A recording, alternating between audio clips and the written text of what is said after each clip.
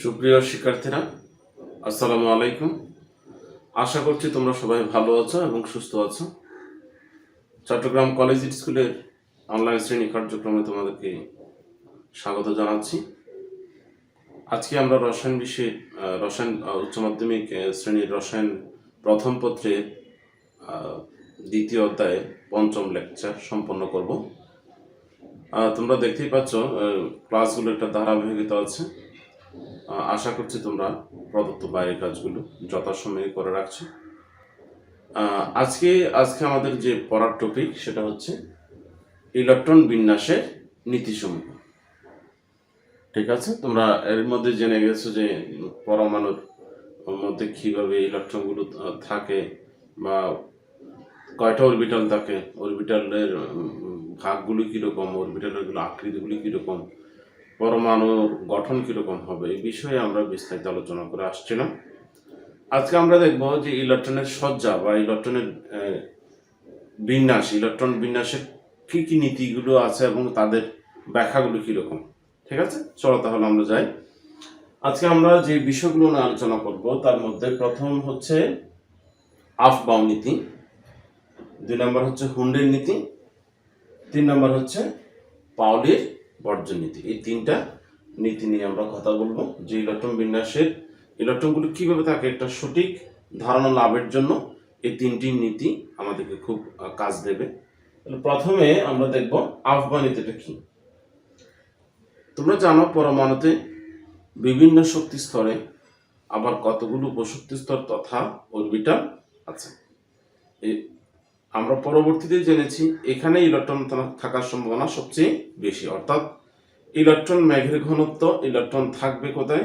Electron থাকবে অরবিটে নয় বরং অরবিটালে, অর্থাৎ অরবিটের বিভিন্ন অরবিটালে কি থাকবে? ইলেকট্রনগুলো থাকবে। এখন প্রশ্ন হচ্ছে ওখানে কিভাবে থাকবে ইলেকট্রনগুলো, অরবিটালে ইলেকট্রনগুলো কিভাবে থাকবে, সেটার জন্য আমাদের এই নীতিগুলোর হেল্প নিতে হবে। তাহলে আফবাউ নীতি এটা কোনো বিজ্ঞানের নাম নয়। আফবাউ হচ্ছে একটা জার্মান শব্দ যার অর্থ হচ্ছে বিল্ডিং আপ, ঊর্ধ্বগমন। হ্যাঁ, তোমরা একটু দেখে নাও। তাহলে আফবাউ, এই আফবাউ নীতি নিয়ে আমরা আলোচনা করছি। অন্য দুটো আপাতত করে দিচ্ছি। আমরা আফবাউ, এটা হচ্ছে জার্মান শব্দ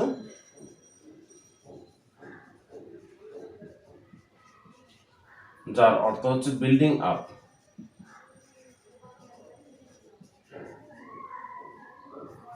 অর্থাৎ ঊর্ধ্বগমন। ঊর্ধ্বগমন কি ধরনের? প্রথম স্টেপ, দ্বিতীয় স্টেপ, তৃতীয় স্টেপ, চতুর্থ স্টেপ, এভাবে যেতে থাকবে। হ্যাঁ, এটা হচ্ছে ঊর্ধ্বগমন, অর্থাৎ আস্তে আস্তে উপরের দিকে যাবে। তো ব্যাপারটা ওই শব্দের অর্থ থেকেই তার নামকরণটা, আফবাউ শব্দটা। এর মানে হচ্ছে যে পরমাণুতে বিভিন্ন শক্তি স্তরে, বিভিন্ন উপশক্তি স্তরে ইলেকট্রন বিন্যাসের সময় বা ইলেকট্রন সরবরাহের সময় বা ইলেকট্রন বন্টনের সময় ইলেকট্রনগুলো প্রথমে নিম্ন শক্তি সম্পন্ন অরবিটালে প্রবেশ করবে। কোথায়? প্রথমে নিম্ন শক্তি সম্পন্ন অরবিটালে প্রবেশ করবে, পরবর্তীতে ওটা পূর্ণ করার পরে ক্রমান্বয়ে উচ্চতর শক্তি সম্পন্ন অরবিটালগুলিতে প্রবেশ করবে। এটাই হচ্ছে তার মূল কথা, আফবাউ নীতির মূল কথা। অর্থাৎ পরমাণুতে ইলেকট্রন প্রবেশের সময়, পরমাণুর বিভিন্ন অরবিটালে ইলেকট্রন প্রবেশের সময় অরবিটাল সমূহ তাদের ইলেকট্রন সমূহ অরবিটালের শক্তির উচ্চক্রম অনুসারে ক্রমান্বয়ে প্রবেশ করবে। তার মানে প্রথমে নিম্ন শক্তি সম্পন্ন অরবিটালে প্রবেশ করবে। ঠিক আছে, আমরা একটু লিখে রাখি এটা আফবাউ নীতিটা। পরমাণুতে ইলেকট্রন বিন্যাসের সময়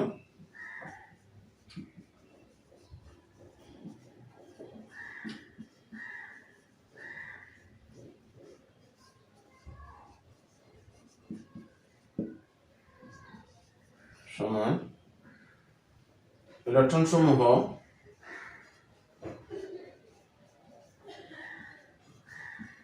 প্রথমে নিম্ন শক্তি সম্পন্ন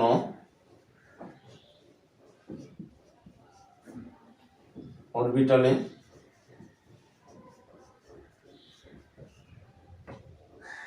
প্রবেশ করবে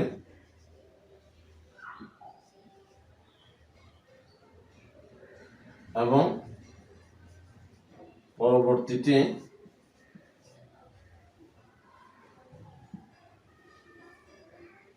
ক্রমান্বয়ে উচ্চতর শক্তি সম্পন্ন অরবিটালে প্রবেশ করবে।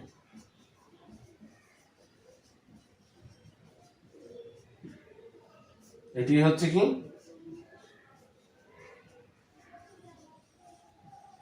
আফবাউ নীতি।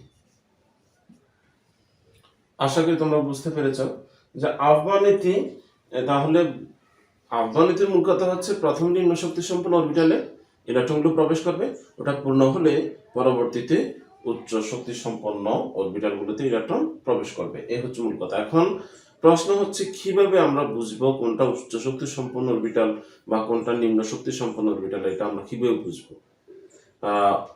এক নাম্বার কক্ষপথে যেগুলো আছে সেগুলো কি নিম্ন শক্তি সম্পন্ন, বা 2 নম্বর কক্ষপথে যেগুলো আছে সবগুলো কি 3 নম্বর কক্ষপথের চেয়ে নিম্ন শক্তি সম্পন্ন, কিংবা তৃতীয় শক্তি স্তরে যে 3s 3p 3d অরবিটাল আছে এই তিনটা কি চতুর্থ শক্তি স্তরের সব অরবিটাল থেকে নিম্ন শক্তি সম্পন্ন? এই প্রশ্নগুলোর উত্তরের জন্য আমাদেরকে দুইটা বিষয়ের উপর হেল্প নিতে হবে। এটা হচ্ছে, এগুলোকে বলা হয় n+l নিয়ম। n+l নিয়মের হেল্প নিতে হবে। n+l নিয়ম, n আর l সম্পর্কে আমরা জেনেছি এর মধ্যেই। তাহলে n+l নিয়ম হচ্ছে শক্তি নির্ধারণের একটা বিষয়, অরবিটালের শক্তি নির্ধারণের ভিত্তি। কিভাবে বুঝবো? n+l এর মান,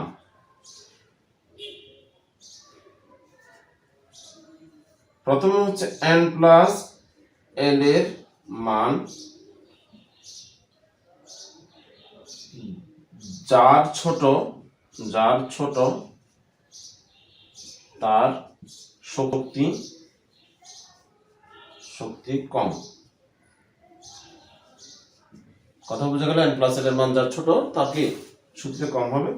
n মানে হচ্ছে, যেমন আমি দুইটা এখানে যে কোনো দুইটা, আমি কতগুলো অরবিটালের প্রথম কক্ষপথে 1s অরবিটাল, দ্বিতীয় কক্ষপথে 2s 2p অরবিটাল, তৃতীয় শক্তি স্তরে এটা হচ্ছে 1 নম্বর কক্ষপথ, এটা হচ্ছে 2 নম্বর কক্ষপথ, এটা হচ্ছে 3 নম্বর কক্ষপথ, এটা 4 নম্বর কক্ষপথ। এইভাবে কতগুলো আমি অরবিটাল এঁকে রাখছি। দেখো যে তৃতীয় শক্তি স্তরে 3টা অরবিটাল, চতুর্থ শক্তি স্তরে 4টা অরবিটাল, পঞ্চম শক্তি স্তরে 5টা অরবিটাল। তবে এখন যেহেতু 5টা আবিষ্কার হয় না সেই জন্য 4টা বন্ধু লিখলাম। এর পরবর্তীতে তেমন পুরোটা লিখি নাই, আমি আংশিক লিখেছি। এগুলোর মধ্যে আমি একটা সিরিয়াল মেনটেন করার চেষ্টা করেছি। দেখো এটা সিরিয়ালটা কিভাবে তৈরি হয়েছে দেখো। তাহলে লেখার সময় তোমরা এই নিয়মে লিখতে পারো, তোমার বইয়ে যেভাবে আছে সেভাবে লিখতে পারো। আমি লিখেছি দেখো 1s, প্রথম শক্তি স্তর 1s আছে, তার একটু পরে এক ধাপ পরে নিচে 2s 2p লিখলাম। এর এক ধাপ পরে, একটা স্টেপ পরে 3s 3p তৃতীয় শক্তি স্তর অরবিটালগুলো লিখলাম। এর এক ধাপ পরে, অর্থাৎ নিচে এক ধাপ পরে 4s 4p 4d 4f, এভাবে ক্রমান্বয়ে এক ধাপ পরে নিচে এক ধাপ পরে দিয়ে সিঁড়ির মতো আমি এই অরবিটালগুলোকে লিখলাম। এরপরে জাস্ট এইভাবে সিরিয়ালটা করে দিলাম উপর থেকে নিচে। এইভাবে যখন আমি তীর চিহ্ন দিলাম মাঝখানে গ্যাপ দিয়ে, অর্থাৎ মাঝখান তুলে আবার অরবিটাল বরাবর নিচের দিকে নিয়ে আসছি, তাহলে একটা সিরিয়াল হয়ে গেল। যে তীর চিহ্নের দিকটাই হচ্ছে অরবিটালের শক্তির দিক, ঊর্ধ্বক্রম।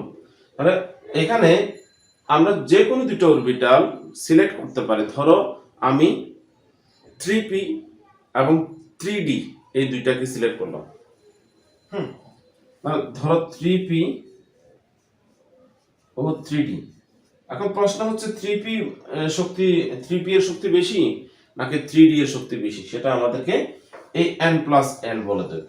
n হচ্ছে এখানে প্রধান কোয়ান্টাম সংখ্যা হচ্ছে n, আর এই যে p অরবিটাল এটা হচ্ছে সহকারী কোয়ান্টাম সংখ্যা, এটা হচ্ছে l।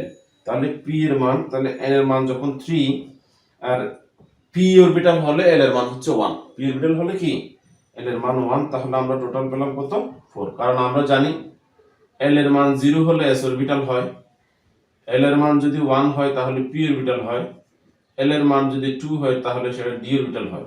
তাহলে এখানে আমরা মান পেলাম কত 4। আবার এদিকে একটু খেয়াল করো, 3 d এর মান কত, d এর মান হচ্ছে 2, l এর মান 2 হবে হলে d হয়, তাহলে এটা 5। তোমরা দেখতেই পাচ্ছ 4 হচ্ছে 5 এর চেয়ে ছোট, সো আমরা বলতে পারি 3p এর চেয়ে 3d হচ্ছে উচ্চ শক্তি সম্পন্ন অরবিটাল। 3p এর চেয়ে 3d হচ্ছে কি, দেখো 3p এর চেয়ে 3d হচ্ছে উচ্চ শক্তি সম্পন্ন অরবিটাল। এর মানেটা হলো যে ইলেকট্রন প্রবেশের সময় এই দুইটা অরবিটালের মধ্যে যদি তুমি কম্পারিজন করো বা তুলনা করো, তাহলে আমাকে বলতে হবে 3p তে আগে ইলেকট্রন প্রবেশ করবে, এটা পূর্ণ হওয়ার পরে সুযোগ থাকলে 3d তে ইলেকট্রন যাবে। 1। 2 নাম্বার হচ্ছে যখন n+l এর মান সমান হয়, n+l এর মান সমান হয়। 2, n+l এর মান সমান হলে যা n এর মান ছোট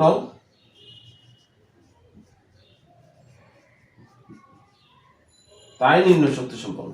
ছোট n এর মান যার ছোট সেটাই কি নিম্ন শক্তি সম্পন্ন ধরতে হবে, নিম্ন শক্তি সম্পন্ন। ওকে, আমরা একটু বুঝে নেই। দেখো n+l এর মান যখন সমান হবে, ঠিক আছে, যেমন আমরা যদি বলি যে 3p 4s 3p 4s, এই দুটার মধ্যে আমরা একটু কম্পারিজন করি। দেখো 3 মানে হচ্ছে প্রধান কোয়ান্টাম সংখ্যার মান 3, আর p মানে হচ্ছে l এর মান হচ্ছে 1, তাহলে টোটাল কত হচ্ছে 3 + 1 = 4। আবার দেখো 4s এর মধ্যে n হচ্ছে 4, l হচ্ছে 0, কারণ s এর মান হচ্ছে কি 0, তাহলে আমরা কি পেলাম 4 + 0 = 4। তাহলে এক্ষেত্রে এই দুটো অরবিটালের মধ্যে আমরা দেখলাম মান হচ্ছে সমান, দুটো অরবিটালের মান কি সমান। এখন সমান হলে আমি কি করব, এখানে কোনটার n এর মান ছোট, এই 3p এর n এর মানটা ছোট, আমার এখানে লেখা আছে যে n এর মান যদি মান সমান হয় তখন n এর মানের দিকে আসতে হবে, n এর মান যা ছোট সেই হচ্ছে কি নিম্ন শক্তি সম্পন্ন অরবিটাল। তাহলে আমরা কি বলতে পারি 3p এর চেয়ে 4s এর শক্তিটা বেশি, যদিও n+l এর মান কি ছিল সমান ছিল। এভাবে আমরা যখন সিরিয়াল করব, আমরা একটা সিরিয়াল পেয়ে যাব, একটা শক্তির ঊর্ধ্বক্রম পেয়ে যাব। এই দেখো, তাহলে এখান থেকে আমি যখন এইভাবে আঁকার পরে, এই ছবিটা আঁকার পরে আমি যখন এইভাবে করলাম যে 1s 2s 2p 3s 4s 3p 4s 3d 4p 5s 4d 5p 6s 4f 5d 6p 7s 5f 6d 7p 8s, এভাবে যেগুলো তৈরি করছি সেগুলোর মধ্যে একটা, যেগুলো আমি লিখেছি সেগুলোর মধ্যে সিরিয়াল তৈরি হয়ে গেল। এখানে শুরু থেকে অন্যদিকে যেদিকে যাচ্ছে পরবর্তী ধাপটাই হচ্ছে, পরবর্তী অরবিটালটাই হচ্ছে প্রথমটার চেয়ে, অর্থাৎ এর পূর্ববর্তীর চেয়ে উচ্চ শক্তি সম্পন্ন। এইভাবে আমরা পরমাণুতে ইলেকট্রন বিন্যাসের সময় এই অরবিটালগুলো আমাদের হিসাব করেও আমরা করতে পারি, অথবা আমরা একটু এই সিরিয়ালটা কিছুটা মুখস্থ রেখে এই কাজটা করতে পারি যে প্রথমে কোথায় ইলেকট্রন যাবে, পরে কোথায় ইলেকট্রন যাবে। এই বিষয়টা অত্যন্ত গুরুত্বপূর্ণ। যখনই কোনো পরমাণুতে বা আয়নে তুমি যখন ইলেকট্রন বিন্যাস করতে যাবে তখন তোমাকে অবশ্যই এই নীতির হেল্প নিতে হবে। তাহলে আমরা আবহাওয়া নীতি শেষ করলাম। এরপরে ছিল 2 নাম্বার হুন্ডের নীতি। হুন্ডস রুল বলা হয়, এটা বিজ্ঞানীর নাম হুন্ডের নীতি, হুন্ডের নীতি, হুন্ডস রুল।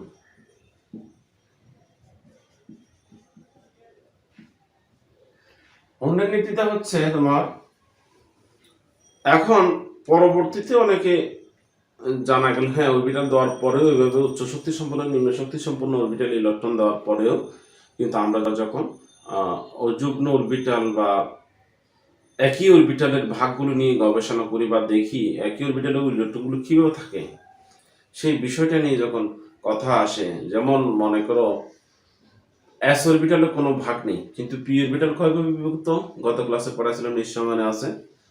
হ্যাঁ, পি অরবিটালটা হচ্ছে 3 ভাগে বিভক্ত, এগুলোর নাম কি ছিল, P X, P Y, P Z. Very good. তাহলে ডি অরবিটাল কয়ভাবে বিভক্ত ছিল, ডি অরবিটাল ছিল 5 ভাগে বিভক্ত, D X Y, D Y Z, D Z X, D X square minus Y square এবং ডি জেড স্কোয়ার। এই 5টা অরবিটাল ছিল। তাহলে আমার প্রশ্ন হচ্ছে আমরা যখন ইলেকট্রন দেব সেগুলো একটা অরবিটালে মনে করো পিতে 3টে অরবিটাল গেল, একটা তিনটে ইলেকট্রন গেল পি অরবিটালে। তাহলে পি অরবিটালে 3টা ভাগ আছে, P X, P Y, P Z. এখন প্রশ্ন হচ্ছে ওই 3টা ইলেকট্রন কি 2টা একটাতে গিয়ে একটা যাবে, একটা খালি থাকবে, নাকি 3টাতে একটা করে যাবে, নাকি অন্য কোনো উপায়ে ইলেকট্রনগুলো ওখানে থাকবে? অর্থাৎ একই অরবিটালের ভাগসমূহের মধ্যে ইলেকট্রনগুলো ঠিক কিভাবে থাকবে, এই কথাটা, এই বিষয়টা নিয়ে বিজ্ঞানী হোমস একটা নীতি বা একটা নিয়ম আমাদের সামনে তুলে ধরলেন, যেটাকে বলা হয় হুন্ডের নীতি। সেটাকে আমরা দেখি। প্রথমে আমাদেরকে জানতে হবে এই নীতিটা বোঝার আগে সমশক্তি সম্পন্ন অরবিটালের বিষয়টা। সমশক্তি সম্পন্ন অরবিটাল, সমশক্তি সম্পন্ন অরবিটাল। এখানে যে সমশক্তি সম্পন্ন অরবিটালটা আমি বলবো সেটা কিন্তু 3p4s নয়, 3p এর মানও 4 ছিল, 4s এর মানও কি ছিল, 4 ছিল, সেটা নয়। এখানে যে সমশক্তি সম্পন্ন অরবিটালটা বলবো সেটা হচ্ছে একই অরবিটালের ভাগসমূহকে বোঝাচ্ছে। ঠিক আছে, তার মানে হচ্ছে ধরো 3p, তাহলে 3p এর মধ্যে কি আছে, 3px, 3py, 3pz। এই যে 3টে অরবিটাল আছে, এই 3টাই হচ্ছে কি সমশক্তি সম্পন্ন অরবিটাল। আমি কি বুঝাতে পারলাম? অথবা আমি যদি বলি ডি, ডি তে কয় ভাগ আছে, 5 ভাগ। তাহলে ডি এর ভাগ হচ্ছে dxy, dyz, dzx, dx square minus y square এবং dz স্কয়ার। এগুলো হচ্ছে কি, এগুলো হচ্ছে সমশক্তি সম্পন্ন অরবিটাল। আশা করি তোমরা বুঝতে পেরেছো সমশক্তি সম্পন্ন অরবিটাল বলতে আমি কি বুঝাচ্ছি। তো সমশক্তি সম্পন্ন হুন্ডের নীতিটা হচ্ছে এরকম, সমশক্তি সম্পন্ন অরবিটালে ইলেকট্রনগুলো এমনভাবে প্রবেশ করবে যেন তারা সর্বাধিক সংখ্যক অযুগ্ম অবস্থায় থাকতে পারে বা বিজোড় অবস্থায় থাকতে পারে, এবং এই অযুগ্ম ইলেকট্রনগুলোর স্পিন হবে একইমুখী। স্পিন হবে কি একইমুখী। তার মানে আমরা একটু লিখে ফেলি যে এই বিষয়টা কিন্তু বুঝতে হবে, না বুঝলে এটা লিখতেই ভুল হয়ে যাবে। তাহলে সমশক্তি সম্পন্ন অরবিটালে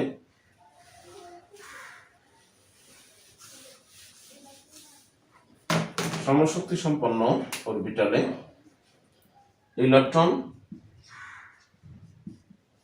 সমূহ এমনভাবে প্রবেশ করবে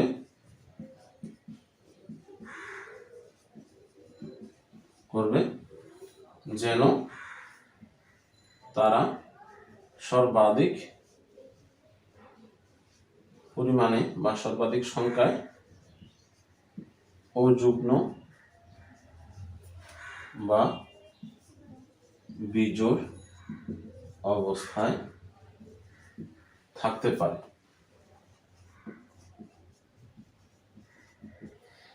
এই বিজোড় ইলেকট্রনগুলোর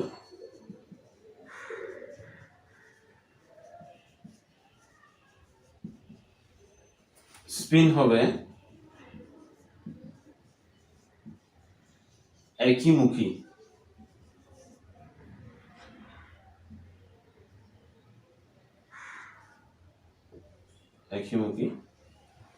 তার মানে হচ্ছে একটা উদাহরণ দিলে তুমি ক্লিয়ার হবে। যেমন নাইট্রোজেন দিয়ে ইলেকট্রন ধরো, নাইট্রোজেনের ইলেকট্রন বিন্যাস ধরো 1s2 2s2 2p3, এটা আফবাউ নীতি অনুসারে হয়েছে। এটা কি আফবাউ, কারণ 1s এর থেকে 2s বড়, 2s এর থেকে 2p বড়। ইলেকট্রনগুলো প্রথমে s অরবিটালকে পূর্ণ করলো, 1s দুইটা দিলাম, 2s ও দুইটা দিলাম, কারণ s এর মধ্যে সর্বোচ্চ ইলেকট্রন থাকতে পারে দুইটা, 2p তে দিলাম তিনটা। এখন এইখানে কোনো সমশক্তি সম্পন্ন অরবিটালের ভাগ নাই, বাট এই জায়গায় কি আছে, এই জায়গায় কোনো ভাগ নাই, কিন্তু এই জায়গায় সমশক্তি সম্পন্ন অরবিটালের একটা বিষয় আছে। সেই বিষয়টা নিয়ে আমরা যখন এটাকে হোমসের নীতি আমরা ফলো করব এখানে, সেখানে আমরা একটু দেখাতে পারি এই তিনটা ইলেকট্রন পি অরবিটালে কিভাবে আছে। তাহলে এখানে এস এর মধ্যে আসলে দুইটা ইলেকট্রন কিভাবে আছে, এইভাবে আছে। একইভাবে এই এস এর মধ্যে ইলেকট্রন দুইটা এইভাবে আছে, একটা ক্লকওয়াইজ আর একটা অ্যান্টি ক্লকওয়াইজ। এখন 2p তে ভাগ কয়টা? 2p তে ভাগ হচ্ছে তিনটা, 2px 2py 2pz, এই তিনটা অরবিটাল। এই তিনটা অরবিটালে ইলেকট্রন আছে কয়টা? তিনটা। তাহলে সর্বাধিক সংখ্যক অযুগ্ম অবস্থায় এখানে থাকার সুযোগ, অর্থাৎ এই তিনটাকে আমাকে তিনটা ঘরে এককভাবে দিতে হবে, এবং এদের স্পিন হবে এরকম, দেখো 1 এরকম উপরের দিকে একটা স্পিন, হ্যাঁ, সবার স্পিন হবে একই দিকে, অথবা নিচে দিলেও সবার স্পিন নিচের দিকে দিতে হবে।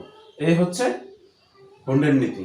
তাহলে হোন্ডের নীতিতে আমরা ডিটারমিনেট করলাম কি, যে অক্সিজেনের নাইট্রোজেনের যে তিনটা ইলেকট্রন একইমুখী হয়ে আছে, অর্থাৎ চাইলে একটা অরবিটালে দুইটা ইলেকট্রন এখানে দিতে শো করতে পারবো না আমি, কারণ এরা সর্বাধিক সংখ্যক কি থাকবে, প্রথমে অযুগ্ম অবস্থায় থাকবে। এটা হচ্ছে একটা পরমাণুটা ব্যালেন্স আর কি, ইলেকট্রন পরমাণুর ব্যালেন্স রাখার জন্য এরা প্রথমে এককভাবে একটা একটা ঘরে প্রবেশ করবে। পরবর্তীতে কিন্তু যদি আরো ইলেকট্রন থাকে সেগুলো কিন্তু যুগ্ম আকারে প্রবেশ করবে, যতক্ষণ পর্যন্ত ওই ঘরগুলো ফিল আপ হয় নাই। সেটা আমি অক্সিজেন দিয়ে দেখাচ্ছি। যেমন দেখো, একটা অক্সিজেনেরটা কি হবে, দেখো অক্সিজেন 8, তাহলে এখানে 2p তে আমরা জানি 6টা ইলেকট্রন থাকতে পারে। 2p তে কয়টা? p তে 6টা ইলেকট্রন থাকতে পারে, এখানে আছে 3টা, তো 4টা 5টা 6টা আরো 3টা ইলেকট্রন দেওয়া যাবে অপোজিট স্পিন হয়ে, কিন্তু এখানে আছে 8টা, তার মানে এখানে আরেকটা বাড়বে। এগুলো সব ঠিক আছে, এখানে এসে কি হবে, এখানে যুগ্ম হয়ে যাবে একটা। যুগ্ম হওয়ার সময় অবশ্যই বিপরীত স্পিন হবে। যুগ্ম হওয়ার সময় কি হবে, অবশ্যই বিপরীত স্পিন হয়ে যাবে, এটা মনে রাখবো। যদি অযুগ্ম অবস্থা থাকে, এই অযুগ্ম ইলেকট্রনগুলোর স্পিন হবে একইমুখী, আর যুগ্ম হলে সেটা অবশ্যই বিপরীতমুখী হয়ে বিপরীতমুখী স্পিন হয়ে সেখানে প্রবেশ করবে। এই হচ্ছে হোন্ডের নীতি। এরপরে হচ্ছে পাউলির বর্জন নীতি, এটা দিয়ে আজকে ক্লাসটা শেষ হবে। আমরা একটু দেখি পাউলির বর্জন নীতি কি। পাউলির বর্জন নীতি, পাউলির বর্জন নীতি, তিনি বলেছেন যে আমরা এরই মধ্যে জেনেছি যে পরমাণুর মধ্যে ইলেকট্রন বিন্যাসের সময় আমাদের ইলেকট্রন কিভাবে থাকবে, ইলেকট্রন যে কক্ষপথে থাকে সেটার আকার আকৃতি, ত্রিমাত্রিক বিন্যাস, এবং এটা একটা অরবিটাল কয়টা অংশে বিভক্ত, সেটা ইলেকট্রনগুলো কোন দিকে ঘুরবে, এই বিষয়গুলোর জন্য আমরা হেল্প নিয়েছিলাম কোয়ান্টাম সংখ্যা। আমরা জানি কোয়ান্টাম সংখ্যা 4টি। এটা হচ্ছে, প্রথমটা হচ্ছে প্রধান কোয়ান্টাম সংখ্যা, তারপর একটা হচ্ছে সহকারী কোয়ান্টাম সংখ্যা, তারপরে ম্যাগনেটিক কোয়ান্টাম সংখ্যা, তারপর 4 নম্বর হচ্ছে স্পিন বা ঘূর্ণন কোয়ান্টাম সংখ্যা। তাহলে এই 4টা কোয়ান্টাম সংখ্যা তাহলে এই 4টা কোয়ান্টাম সংখ্যার মধ্যে কিভাবে ব্যালেন্স করবে এই বিষয়টাকে জানার জন্য পাউলি একটা বর্জন নীতি ঘোষণা করলেন। তিনি বললেন যে কোনো দুটো ইলেকট্রনের জন্য, পরমাণুতে যে কোনো দুটো ইলেকট্রনের জন্য তুমি যে কোনো ইলেকট্রন, আবার বলছি, পরমাণুতে যে কোনো দুটি ইলেকট্রনের জন্য 4টি কোয়ান্টাম সংখ্যার মান কখনো একই হতে পারে না। অনেকে ভুল করে ফেলে যে 4টি ইলেকট্রনের জন্য 2টি কোয়ান্টাম সংখ্যার মান কখনো একই হতে পারে না। স্টুডেন্টরা বেশিরভাগ ভুল করে থাকে। সুতরাং খেয়াল করবা, কোয়ান্টাম সংখ্যা কয়টি? 4টি। তো ইলেকট্রন 2টি, ঠিক আছে। তাহলে 2টি ইলেকট্রনের 4টি কোয়ান্টাম সংখ্যার মান কখনো একই হতে পারে না। এটাই হচ্ছে কি পাউলির বর্জন নীতি। তাহলে আমরা একটু লিখি, পরমাণুতে যে কোনো দুটি ইলেকট্রন, একেবারে 1 থেকে শুরু করে যে কোনো দুটি 100টা থাকলে প্রথম নাম্বার এবং পঞ্চম নাম্বার সমস্যা নাই, প্রথম নাম্বার 40 নাম্বার সমস্যা নাই। পরমাণুতে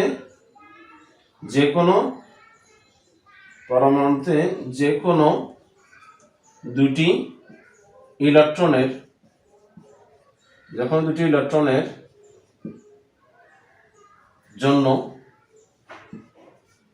জন্য না লিখলে চলবে, দুটি ইলেকট্রনের জন্য চারটি কোয়ান্টাম সংখ্যার মান কখনো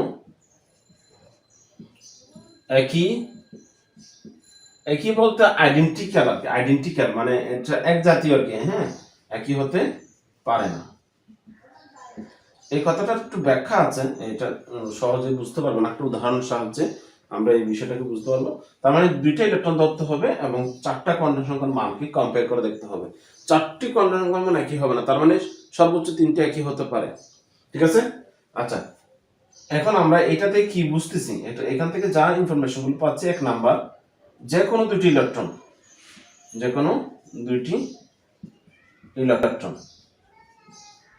ইলেকট্রনের মধ্যে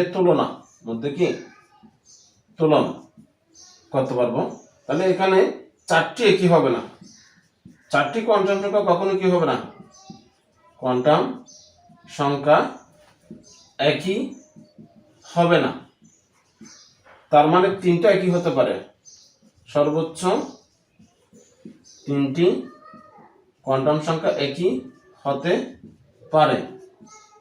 ঠিক আছে? সর্বোচ্চ তিনটি কোয়ান্টাম সংখ্যা অথবা দুটি একই হতে পারে অথবা একটি একই হতে পারে, কিন্তু কখনো চারটা একই হবে না। একটা, দুইটা, তিনটা একই হতে পারবে, কিন্তু চারটা একই হতে পারবে না, একটু আমরা উদাহরণের সাথে সেটা বোঝাবো। দেখো, আমি এটা একটু মুছে দিচ্ছি, বজ্রনীতি নামটা এবং সংখ্যাটা মুছে দিচ্ছি। এখান থেকে আমরা একটা সিদ্ধান্তে আসবো। যেমন দেখো, লিথিয়াম দিয়ে দেখি, লিথিয়ামে কয়টা ইলেকট্রন আছে? হ্যাঁ, লিথিয়ামে 3টে ইলেকট্রন আছে। লিথিয়ামে 3টে ইলেকট্রন, আমরা এটা জানি ইলেকট্রন বিন্যাস 1s2 2s1। আচ্ছা, এটা কি নিয়ম? আফবাও নীতি অনুসারে করছি, আফবাও।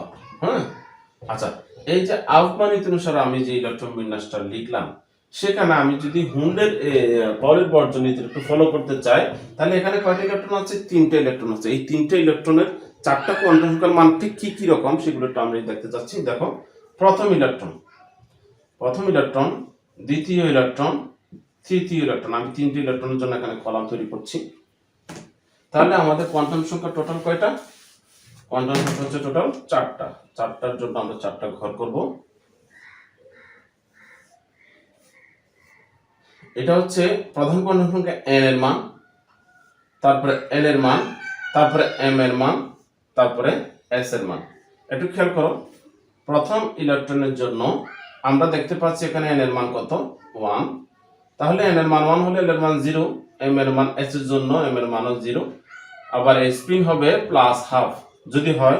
দ্বিতীয় ইলেকট্রনের জন্য 1 0, m এর জন্য কি হবে? -½ হবে। অর্থাৎ যেহেতু এখানে দুটো ইলেকট্রন আছে, একটা হচ্ছে ডানে ঘুরতেছে আর একটা কি একইভাবে বামে ঘুরতেছে, একই স্পিন, অপোজিট স্পিন হয়ে ঘুরছে। কারণ আমরা জানি যুগ্ম অরবিটালগুলো হুন্ডের নীতি অনুসারে যেখানে জোড়ায় আছে, অর্থাৎ অরবিটালে দুটো ইলেকট্রন থাকতে পারে, এটা হচ্ছে মূল কথা। একটা অরবিটালে দুটো ইলেকট্রন থাকতে পারে, কিন্তু পি অরবিটালে 6টা। তার মানে এই নয় যে পিতেই 6টা, পির মধ্যে ভাগগুলো কয়টা? পির মধ্যে ভাগ 3টা, তো 3 দুগুণে কয়টা? 6টা। ডিতে কয়টা ইলেকট্রন থাকতে পারে? 10টা। তার মানে ডি কে এখন মনে মনে তুমি ভিতরে যাও, ডি এর ভিতরে, ডিতে কয়টা অরবিটাল আছে? ডি এর ভিতরে 5টা, ডির ভাগ আছে, এগুলো সমশক্তি সম্পন্ন অরবিটাল, অর্থাৎ 5 দুগুণে 10টা। তার মানে আমি যদি সূক্ষ্মভাবে চিন্তা করে দেখি, তাহলে আসলে একটা অরবিটালে সর্বোচ্চ 2টি ইলেকট্রন থাকতে পারে। তাহলে এখন দেখো, এই সর্বোচ্চ 2টা ইলেকট্রনের মধ্যে হ্যাঁ সব মান ঠিক থাকবে যদি একটা ডানে যায় আর একটা কি বামে যায়। এটাই হচ্ছে মূল বিষয়। অর্থাৎ ডানে বামে, একটা ডানে বলতে আমি ক্লকওয়াইজ বুঝাচ্ছি, আর একটা বামে বলতে অ্যান্টি ক্লকওয়াইজ বুঝাচ্ছি। তাহলে এই জায়গায় n এর মান যখন 2, তাহলে l এর মান কি হতে পারে? s মানে l এর মান 0 হবে। তাহলে এই বাকিটাও 0, m এর মানও 0, আর এটা আমি +½ ধরতে পারি অথবা -½ যে কোনোটা ধরতে পারি। এখন তুমি কম্পেয়ার করে দেখো, 1 2 3 1 2 3 এই তিনটা একই, কিন্তু চতুর্থ নাম্বারের সব তিনটা একই হতে পারবে যদি চতুর্থ নাম্বার ভিন্ন হয়। আবার এখানে দেখো দুইটা মিল নাই, এইটার সাথে আমি যদি দ্বিতীয় তৃতীয় ইলেকট্রনের মধ্যে কম্পেয়ার করি, দেখো তাহলে এটা একটা মিল নাই, এখানে দুইটা কি আছে, মিল আছে, এটা একটা মিল আছে, এটা একটা মিল আছে, কিন্তু এই 1 এবং 2 মিল নাই, প্লাস হাফ এবং মাইনাস হাফ মিল নাই। তাহলে এখানে দুইটা মিল আর দুইটা মিল নাই, কিন্তু তিনটা পর্যন্ত মিল থাকতে পারে। এখানে দেখো এই দুটোর মধ্যে তিনটা মিল আছে। প্রথম এবং দ্বিতীয় ইলেকট্রন যদি আমি কম্পেয়ার করি তাহলে দেখা যাচ্ছে এখানে 1 1 0 0 0 0 এই তিনটাই কিন্তু আইডেন্টিক্যাল, একই, কিন্তু চতুর্থ নাম্বার কি নয়, একই নয়। অর্থাৎ চারটাই কখনো একই হতে পারবে না। অর্থাৎ চারটা যে কোয়ান্টাম সংখ্যা আছে, যে কোনো দুইটা ইলেকট্রনের চারটা কোয়ান্টাম সংখ্যা একই হবে না। এটাই হচ্ছে কি পাউলির বর্জনীতি। আজকে আমরা তাহলে এতটুকুই হলো। তোমরা কিছু বাড়ি কাজ করবে, হ্যাঁ, এই বাড়ি কাজগুলো আহ্বান নীতি অনুসারে তোমরা আহ্বান নীতি অনুসারে ইলেকট্রন বিন্যাস, আহ্বান নীতির সাহায্যে ইলেকট্রন বিন্যাস লিখো। এটা হচ্ছে কতগুলো নাম্বার দিচ্ছি, লিখে বলো 23 24 29 30 35, ঠিক আছে, 39 42 এগুলো লিখবা। তারপরে আয়ন লিখবা কতগুলো, Fe2 plus, Fe3 plus, scandium 3 plus, zinc 2 plus. Okay, এগুলো লিখবা ইলেকট্রন বিন্যাস। 2 নাম্বার হচ্ছে হুন্ডের নীতি অনুসারে ইলেকট্রন বিন্যাস লিখবা কিসের, সালফার, ফসফরাস, ক্লোরিন, এগুলো এই তিনটা। তারপরে পাউলির বর্জন নীতি প্রয়োগ করবা, পাউলির বর্জন নীতি প্রয়োগ করবা।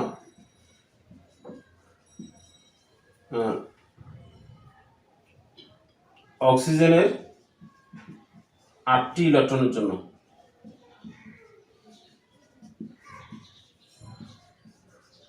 আলাদা আলাদা 8টা ইলেকট্রনের জন্য 8টা ইলেকট্রনের আইডেন্টিটি কিরকম, এখানে পাউলির বর্জন নীতিতে তাদের এই যে 8টা ইলেকট্রন আছে সেই 8টা ইলেকট্রনের চরিত্র কিরকম, বা তাদের 8টা ইলেকট্রনগুলো ঠিক কিভাবে সজ্জিত অবস্থায় আছে, সেখানে আমরা পাউলির বর্জন নীতি প্রয়োগ করতে পেরেছি কিনা, অর্থাৎ প্রমাণ করতে পেরেছি কিনা যে কোনো দুইটা ইলেকট্রনের 4টি কোয়ান্টাম সংখ্যার মান কখনো একই হতে পারবে না।